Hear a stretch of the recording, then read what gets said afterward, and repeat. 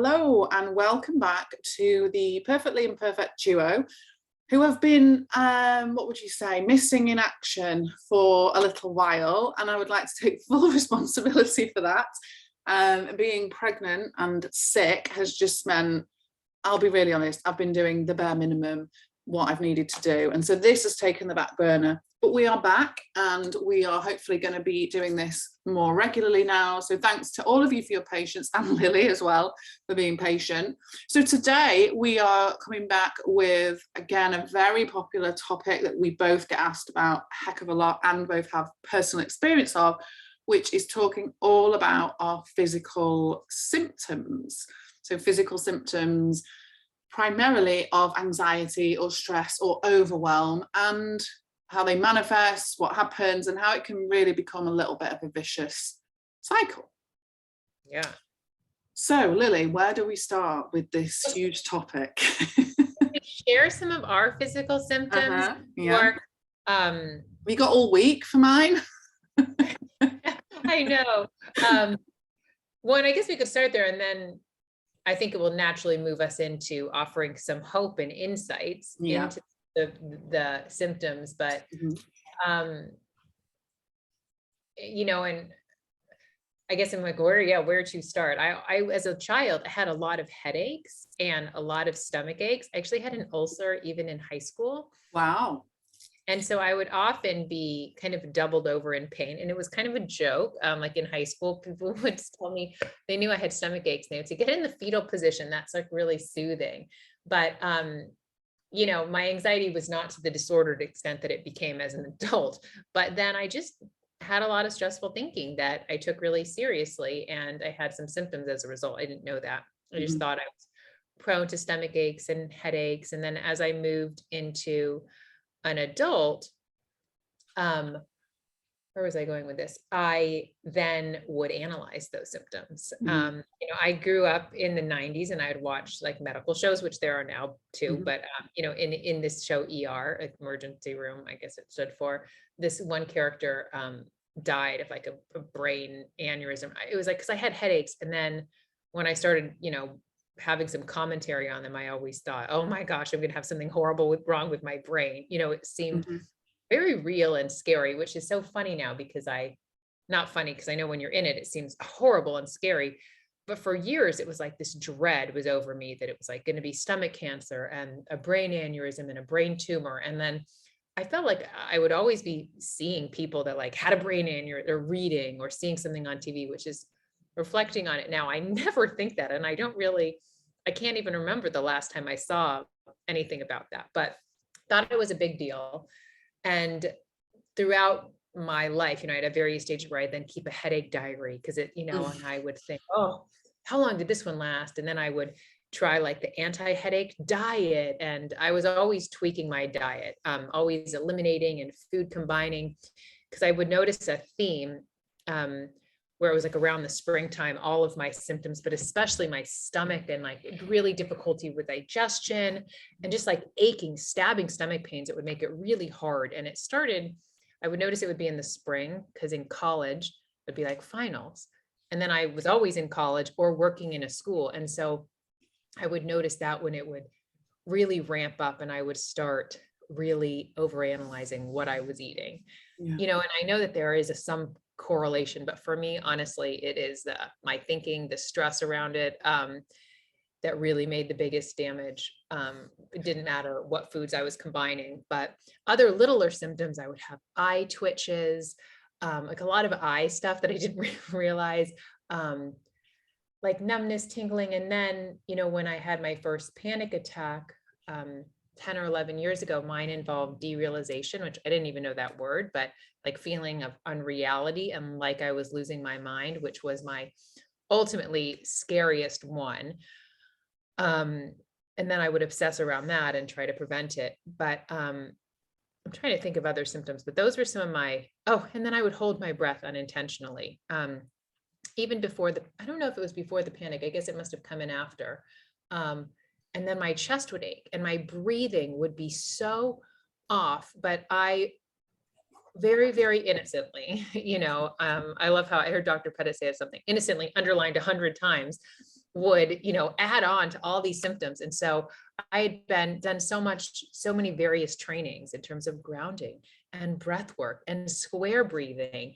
And I would think, well, I'm having difficulty breathing. I should be doing these things. And so I would do them. And also in LA, there's a bunch of like meditation dens and breathwork studios. And I would go there. And I literally then I would get to a place where I would not know how to breathe just effortlessly. My breathing became a big thing. And so I think the longest it would get was like 3 weeks, where I would just be completely obsessed, have a real obsession and focus on my breathing. And it's like something that just happens. It's supposed to happen effortlessly, but I just would be so focused on it that it would make me feel crazy. And as a result, I would get lightheaded, and then my chest would ache. And that was the one that was the last to go away, because I was so desperate. I don't know when the headaches just went away. I never get a headache anymore. I mean, I drank a little too much a few weeks ago. I definitely had a headache. Yeah, well, that's different. Yeah, that's definitely different. But so I had, so many under the sun, but those were some really big ones for me that I unintentionally kept feeding, and I freaking myself out. And one of the things that stands out for me, well, a few things really, is never ceases to amaze me how people can be in such disbelief of the variety and intensity sometimes of symptoms linked to anxiety or our overthinking or anxious thinking. It's like they can't possibly be anxiety. This is too much for it to be anxiety. And yet if we got together, imagine, Lily, if we got together with, say, us two and everyone in our membership is just a starting point, we would be there for hours writing down the symptoms that we've all experienced. Some that some of us have never heard of, some that are really common. Like for me, it's a never-ending list of physical responses that can come from when we are stuck in our thinking and we're going down that negative thought path. And sometimes it can be hard to accept. I've just been doing a live on Instagram with a hormone doctor specialist. And, that's one of the things that people struggle with so much, is like needing to know, well, is it this? Is it hormones? Is it that?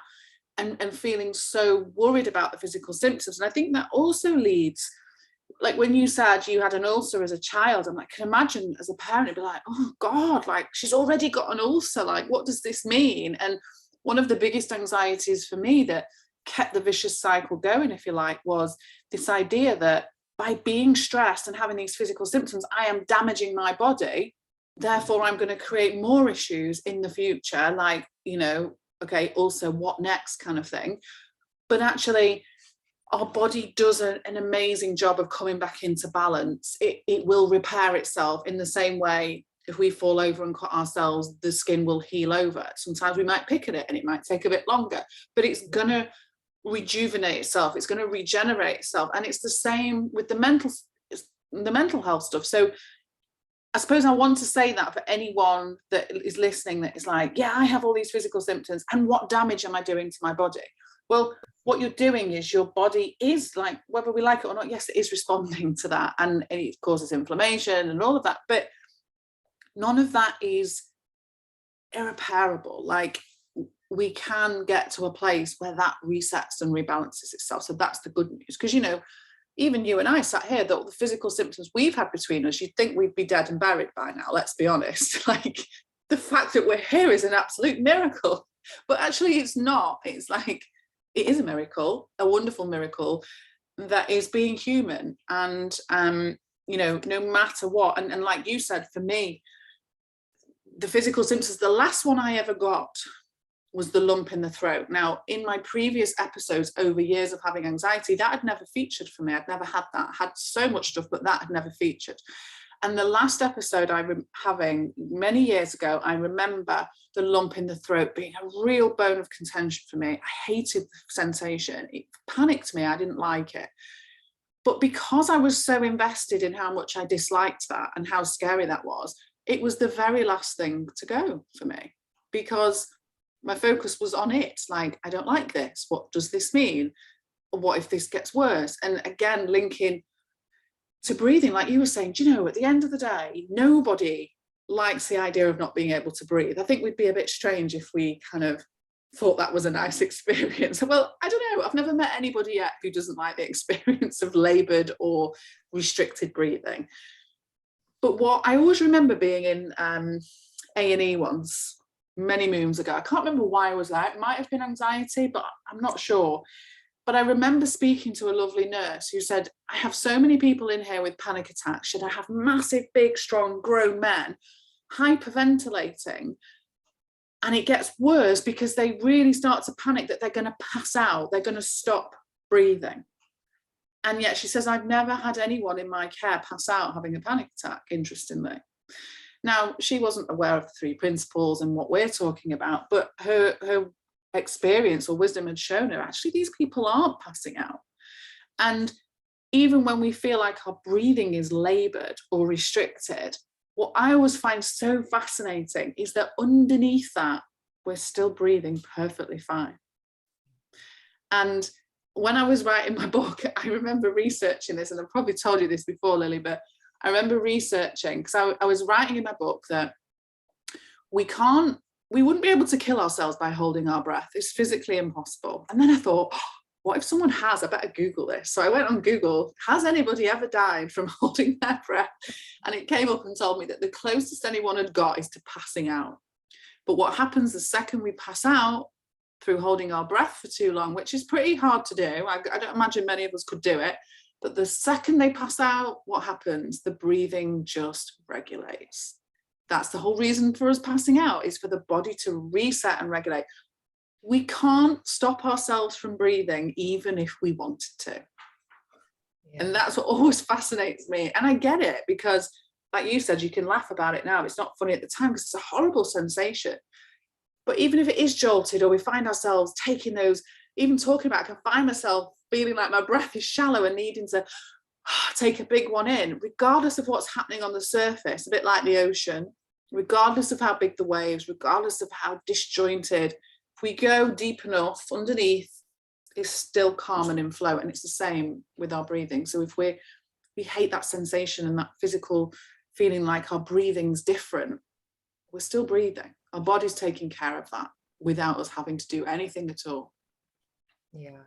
And I love it. I'm thinking of, those people that always say, but I did pass out, where it's interesting, because when that thing has happened, whatever somebody doesn't want to happen, whether threw up or pooped in their pants or passed out, or somebody next to them threw up, not that I ever bring them back in the past to go over it, but if I get curious, what was it like?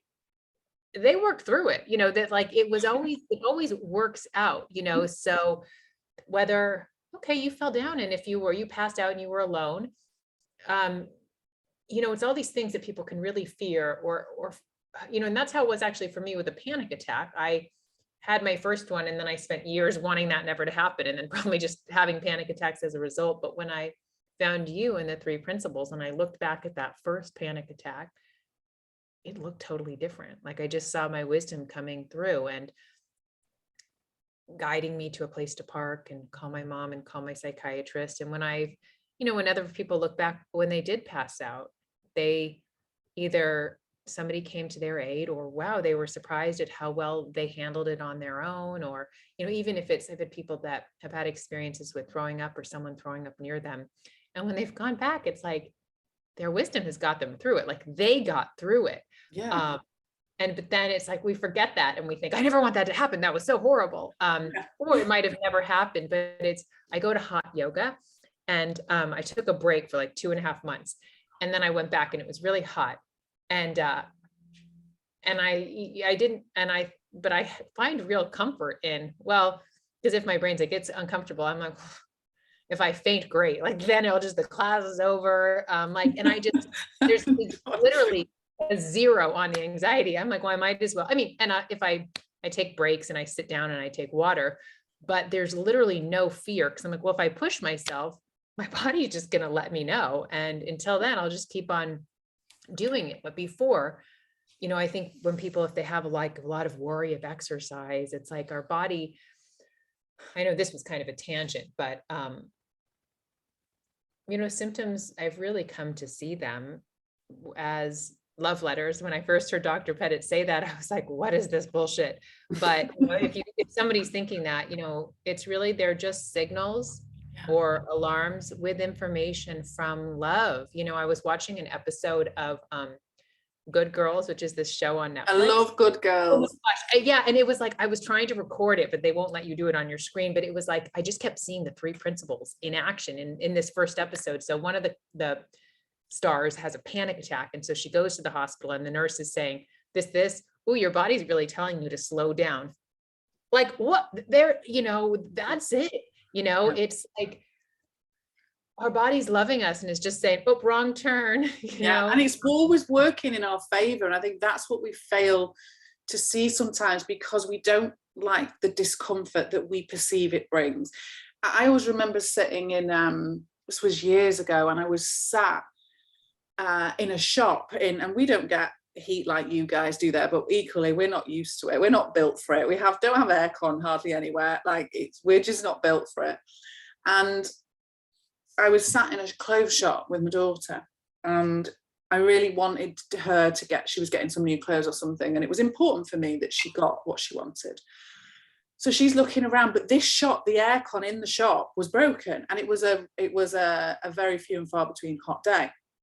And so this shop, it was busy and it was roasting. It was horrible. It was not comfortable, probably for anyone. So at one point I sat down while she's wandering around, and I'm saying, I'm okay here. I'm just sitting here. You go and do what you're doing. So then the thinking started, what if I faint? What if I pass out? This is uncomfortable. I don't feel right. I don't feel well. And then I don't know from where or why at that moment, but my wisdom just kicked in. And I had this other thought that said, if you were by a pool right now abroad and you felt this hot and sweaty, you'd be loving this. This same physical bodily response, you'd probably just turn over, go in the shade or have a drink of water, but you'd be like, oh, this is heaven. And I realized in that moment that even the physical symptoms that I experienced in one scenario, I give myself permission to feel them, experience them, and see them as okay, even pleasant. And yet something else, just simply based on my thinking, completely changed my experience of feeling hot and sweaty. And that was a big shift for me in that moment of realizing it was not the fact that I was hot and sweaty, it was my thinking around it and my perception of, I'm in a shop, what if I faint, etc., etc. And I always remember another time where I just had my gallbladder removed and I was really weak after the operation. I was staying at my sister's because she's a nurse, and I just felt more secure being, letting her look after me. And I got up quickly and went to her toilet. And as I got up off the toilet, I fainted. And I banged on the door and everybody panicked. And I panicked. I was like, oh my God, what's just happened? I thought, what's wrong with me? And my sister really put me at ease because, again, being medically trained, she was able to say, it's okay. Your blood sugars will have just dropped instantly. And your body's way of bringing them back into equilibrium, if you like, quickly, is to put you to the floor. And that really helped me again in that moment, because I'm like, yes, that was an uncomfortable experience and it made me panic a little bit, but it was my body. Even making me fall to the floor and bang my head was a gift in that moment, because the alternative was my body wasn't working as it should. Yeah. And that's where I think made me think of panic attacks in both of those, because when you were sharing, you were hot and sweaty and you could have loved that sitting on a beach or at a pool. The feelings of an adrenaline rush, that we experience with a panic, sometimes people go to haunted houses or watch scary movies. Yeah. And then it's those same symptoms or those same feelings, that same energy. But when we're just kind of sitting on our couch or we're in a meeting, our brain is like, oh my God, am I going crazy? Am I having a heart attack? But just as your body will drop you to the floor, a panic attack is a big wake-up call. It is like, leave your thinking alone. It is like, you just can't ignore it. But when we don't know that, then we add on to it with a whole load of thinking. But it is the kind of the equivalent of dropping to the floor. And I used to really resist panic attacks, and then just my whole life almost revolved around preventing them. Mm-hmm. But then everything changed, my thinking around them. I stopped resisting them. And it was about, I guess it was like a little more than a year ago. I was very busy with my business and I had like groups Monday, Tuesday, Wednesday, Thursday, and I was seeing all these clients. And so after one day, it must have been like a Wednesday or I don't know, a day. And I had a very busy day. And then I was watching Harry Potter with my kids, and the state that I was in, Harry Potter seemed like very overwhelming. And I, was just like, ah. And I went to brush my son's teeth and I felt just really off. And I had a thought, I'm going to have a panic attack. And then I was like, oh, because I didn't hear the signals. I didn't hear the love letters until that moment. But my thinking about a panic attack, that it is truly a gift, it is a wake-up call. In that moment, it woke me up, and it was as if it was just like, foggy, hazy, and then clear. And it was so different from how I would have thought. If before I would have thought, I'm gonna have a panic attack, instant freak out, resistance, then I'm like, oh my gosh. And to me, underneath that was, oh, I just started, unintentionally setting myself off balance, getting kind of fast and furious. And then it was like I was just back right in this safe place, brushing my son's teeth, and there was nothing to be afraid about. And it was truly was such a gift that I had reached that peak, but I had that awareness. Do you know what I love as well and see a lot is that if we ignore the signs that our body, or the alarms or the love letters from our body, it will up the ante. It will show us in another way. Again, you've probably heard me say this so many times, Lily, but I always found it fascinating when my sister, who's a type 1 diabetic, was pregnant with her son. All of her physical symptoms attached to low or high blood sugars changed in an instant. They were unrecognizable symptoms that she'd not had before. They were completely different. And originally it sent her into a bit of a, well, what's happening here? Why am I not having my usual symptoms that's telling me my sugars are dropping? What does this new one mean? Is there something wrong with me? And when she spoke to the consultant, they said it changes in pregnancy. It's very common. And, they just then take that for granted. Your symptoms are going to change. But for me, it's so much more than that. It's like, oh, it's another layer of protection from your body that says, okay, something really important is going on right now. We want you to be a little more alert. We want you to pay attention. We don't want you to think you know everything. So we're going to shift your symptoms around so that you pay attention to take care of your baby. And for me, again, it was a huge inconvenience for her, and also a bit scary, because she's like, I don't recognize any of this. What's happening? How am I supposed to know when my sugars are dropping? It's like, well, actually, you need to check more manually now. And it was almost like her body was making her pay more attention. And that to me is phenomenal. So if we ignore the warning signs that our thinking is off, the body will shift it up and change it. That's why, because people will often say to me, but why do I get that symptom and they get that one? Or why does it get worse? Or why? Because we're not listening and we're not paying attention. The body's going to go, okay, let's try this instead, because we want you to pay attention. And again, for me, that is just what a gift that our body is able to even do that for us. Yeah, I know. I used to think of the symptoms as something's wrong with me. I'm broken. But now it's like, we're the opposite of broken. Look at what a miracle, what a gift that our body's going to be like, oh, now you're going to have some brain zaps, some eye twitching, a lump in the throat. It's like our wisdom, our body just loves us so much. It's like, hey, you are innocently misusing this beautiful gift of thought. You're innocently, taking your thoughts so seriously, the unpleasant thoughts. But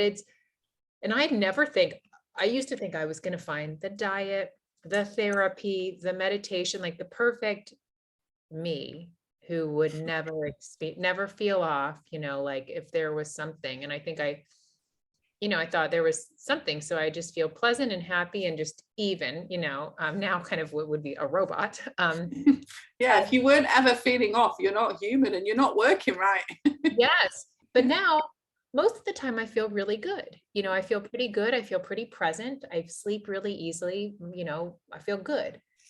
But I still can get busy, in my life, in my head, and I can experience a symptom, but I'm like, oh, okay, feedback received, Yeah. and it can change. And it is just truly a gift. It's just like, um, just as if like you want the little light to go off in your car that's like, hey, time to get gas. We're not like, oh my God. Yeah, we don't need to panic and stop the car and jump out of it because the alarm's come on. It's like, that's a warning. That is an indication. I think it was Bill who shared this example probably when I first worked with him years ago, and I'm not going to do it justice because I can't fully remember it, but what he was comparing it to, like, when a pilot comes into landing, the pilot doesn't wait until the last minute. The plane doesn't wait until the last minute for the alarm to go off. The alarm will start beeping when that plane goes off course miles and miles away from the runway, because it doesn't want to be then slamming on the brakes at the last minute with a, potentially crashing into something. And our bodies, we do get alarm systems and warnings really early on, a lot earlier than we often realize. And for me, part of my healing, if you like, was about recognizing those much more subtle, the beginnings of, okay, something is slightly off here, but also realizing I wasn't off, my thinking was off. So when I found out I was pregnant and I went into a panic for like 3 or 4 days, like severe panic for the first time in many years, if I didn't understand the 3 principles, what that would have meant to me historically was, you've made the wrong decision. You shouldn't have got pregnant. This physical symptoms you're experiencing right now is telling you you have made a horrible mistake. But the reason it didn't last for 3 weeks instead of 3 days was because I knew it meant nothing about whether I was meant to have a baby or not. The fact that I was pregnant told me I was meant to have a baby.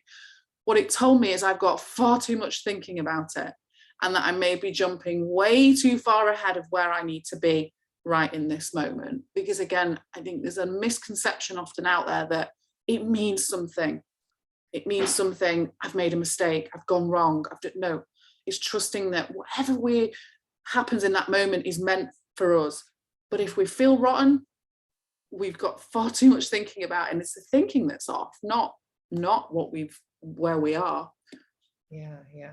I love that. That is so powerful, because I just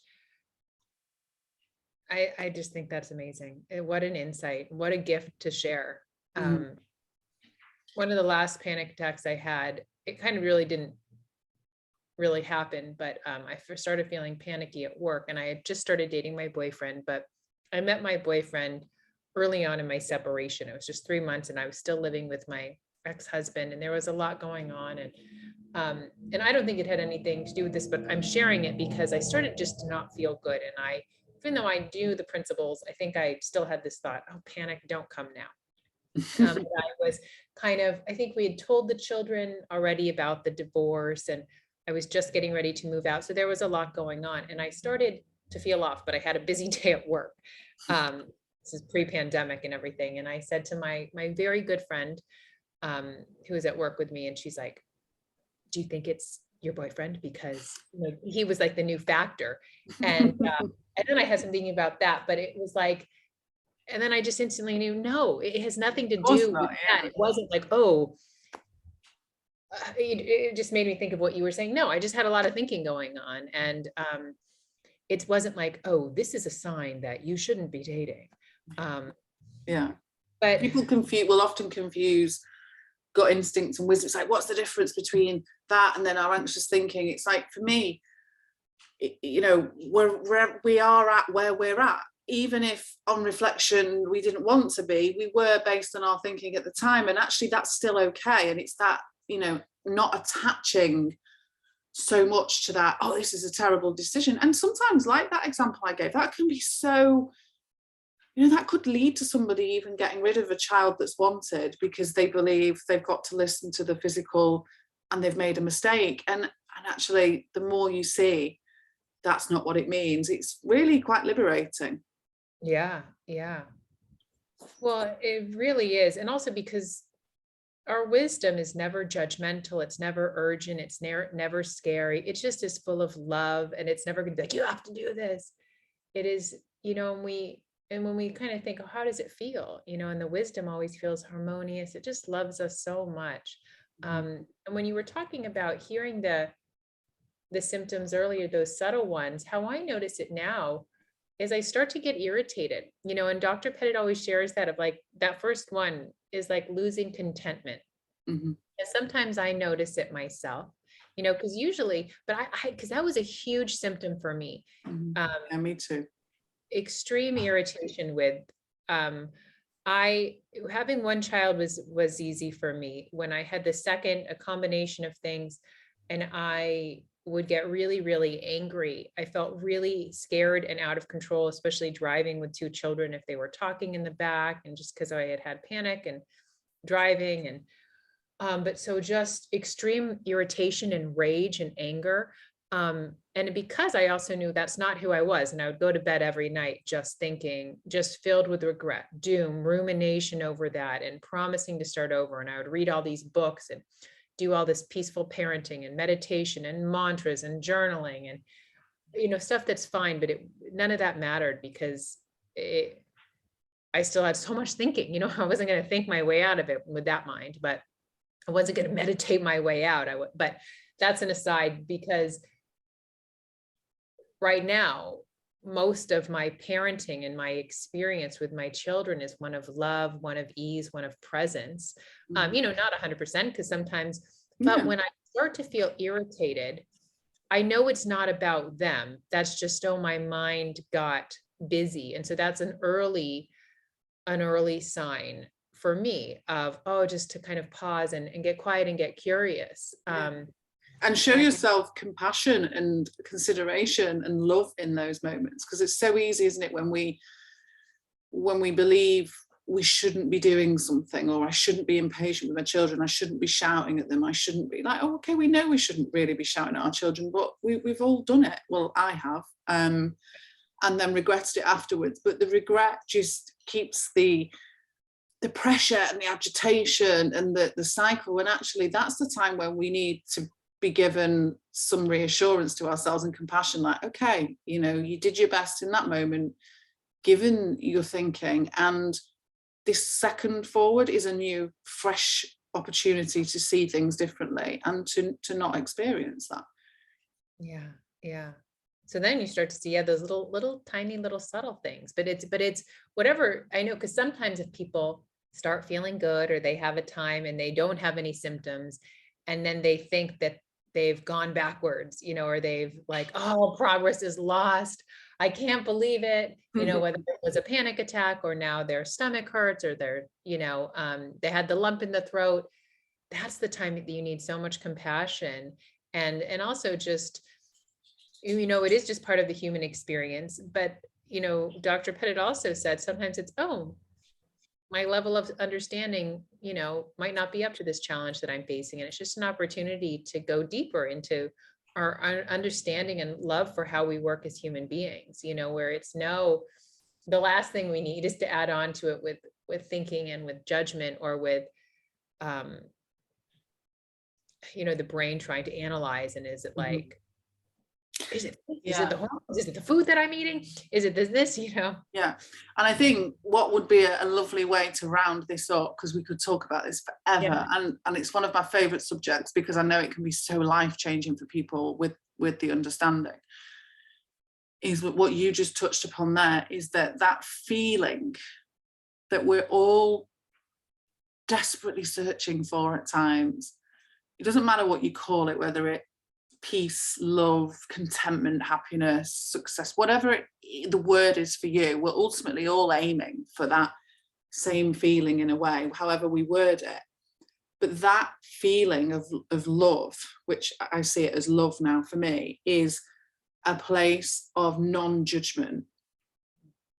And yet we so frequently attempt to judge our way there quicker, or judge why we're not quite there yet, and if you think about that, it's like, how can we experience a feeling of non-judgment through judgment?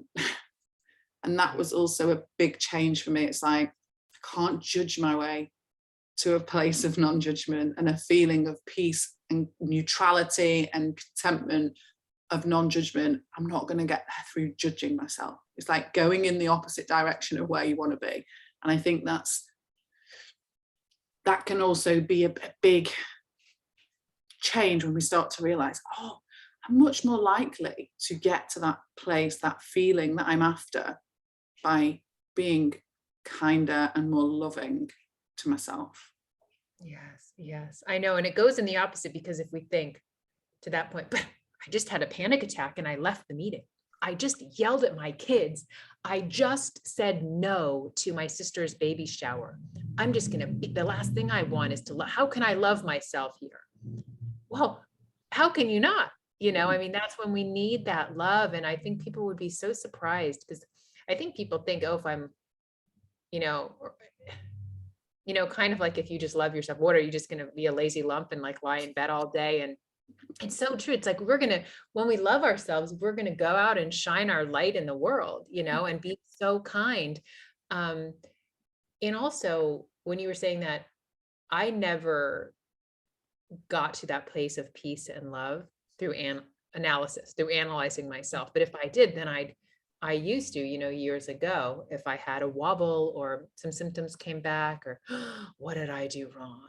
And now I just love myself and kind of slow down. And if something pops up, it's not through analysis. It might be just like, ooh, time to put that wait list up. I've been taking on too much, but it just pops up, and so it's also no judgment, no time to analysis. It's truly just a gift when you notice, oh, I started not feeling so great. And the irony of all of that is that the more we love ourselves, the less judgment we have, the quieter the mind becomes. For me, I don't know about you, but for me, I'm more creative. I have great ideas. My wisdom is so much clearer. I know I support other people in a much better way. And I am much more successful for it. So it's like, I laugh about it in that my business, I've never worked as little hours. It's never felt as easy. And it's never been as successful. Like, how? So it doesn't make you lazy. It might temporarily feel like it's a halt or a change, because for me, the habit was the other way. The habit was to criticize and analyze. And so I might have felt for a time, hang on, I'm spending, maybe I need to give myself a kick up the backside, not be compassionate with myself, but actually now through the other side of that, seeing how much more I get out of life, how much more I do actually, because I'm kinder to myself. Yeah, I know. It's like, what capacity, when people, have been in like disordered eating and dieting, and then if they kind of let that go, it's like, imagine all the hours we'd have when we're not, because anxiety can be just front page news, panic, anxiety, full-time job. And then when you let go and your mind's a little bit quieter, it's like, yeah, you're creative. You're just, and it's funny. And I know we're ending, but I had a bit of an anxious drive one morning on last Thursday. And I just, and I don't usually feel like that, but so I was coming in and I was going to say to my boyfriend, oh, I'm feeling anxious. And then as it was, my wisdom popped in and it was like, why would you say that? Because, all right, you felt anxious for a few seconds in the drive, but the majority of that hour-long drive, weren't you laughing, listening to a podcast? And it was like, why was I going to pick that out? Of like, I could have shared so many things. Oh, I'm feeling hopeful. I'm feeling excited for my day. And I realized that where it was just kind of this old story where, when I know people are like, how do I tell my partner I have relationship anxiety? That seems so big, but actually we're creative. We're funny. We love swimming, and it's when we start to realize it, the symptoms, because I know that's where we can seem like, oh, but what if, sometimes if it's like, okay, I'm not going to focus on getting rid of these symptoms. They can be here because I know it's not the lump in the throat, the difficulty breathing, the intrusive thoughts, the panic attacks.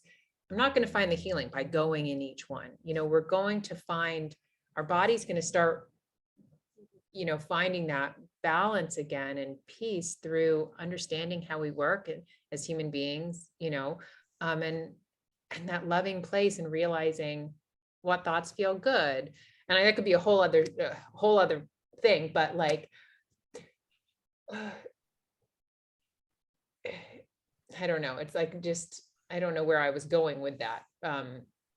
But the moment I stopped waking up and saying, is my breathing thing here? How am I breathing? Like, all right, that's just going to go away. You know, when my well-being rises, the symptoms are going to fall away. And the less that I focus or get carried away with whatever my brain says about the symptoms, I'm just going to focus on health. I'm going to be curious about thought, mind, and consciousness. I'm going to be curious about well-being and where I see my wisdom, and the symptoms can be there. And really, the moment I just kind of accepted that my breathing was a little bit off, I don't know when it fell away. You know, when I just stopped noticing my breathing. And so there's no judgment if you are in the habit of waking up and being like, how's my symptom? But to know, what if you would just, that's not where you need to focus on it, you know, focus on your health and love yourself. Yeah, definitely. Love yourself. So we'll end it there. But so thanks for everyone for listening, and we will be back soon with, did we decide what we're going to do next, Lily? Can't remember. Intrusive thoughts. There's intrusive thoughts. Yeah, another favorite topic. So we'll be back soon with intrusive thoughts. Thanks for tuning in. Yes, Bye. thank you. Bye.